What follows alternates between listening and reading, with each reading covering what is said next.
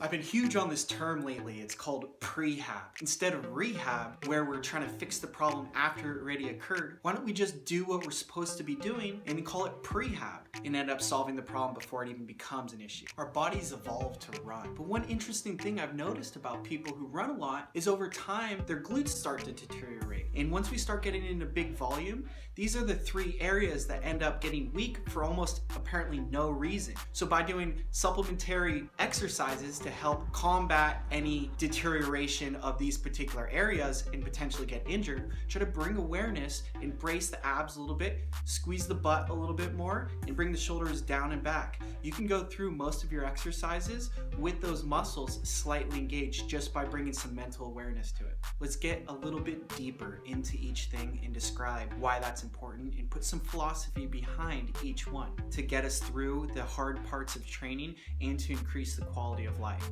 And you're gonna stay injury-free. Well, injury-free as long as you don't encounter blunt trauma. It really comes down to working three categories of muscles. That's mid to upper back, abs, and ass. You do those three things once, twice, 3 times a week at the beginning of the season, you can drop it back down to once a week. We're gonna have huge benefits throughout an entire life.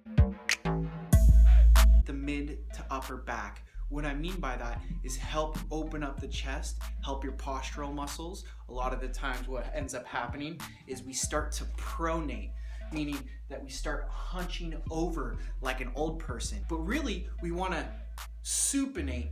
You can remember that, like you want some soup, going supine.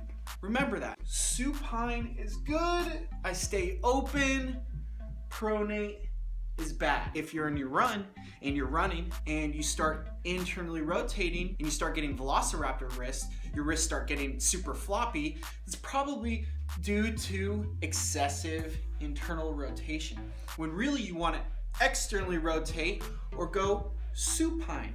That's really gonna help keep you open. I refer to open a lot as in something's pulling up your chest and bringing your shoulders down and back. We're grabbing stuff, we're moving stuff, we're typing stuff, we're lifting stuff. How often are we pulling from above? Remember, our lat is such a dominant muscle. We need to stimulate that muscle every once in a while. What happens if we don't stabilize it? The shoulder becomes susceptible to injury. By keeping the shoulders down and back, lifting up the chest and tucking the chin and pretend something's pulling my head up towards the ceiling, that's gonna really help increase my confidence and decrease chances of me getting injured. Now, I know some people walk around like this, and I have the tendency also because I'm on the bike. Triathletes have issues with that. You need to constantly remember to tuck that chin. A lot of times people don't like doing this because it makes it feel like they have a double chin. It's gonna help keep our cervical neck aligned with the rest of our spine, which is crucial. Studies have shown someone that has better posture is more likely to get a raise, more likely to find that mate that they've always been looking for, and that person just exuberates more self-confidence and they're more likely to have success. Mid to upper back is just so important in life in general, not only running. So remember, strengthen your mid to upper back by doing rows, doing scapular retraction, working the lats.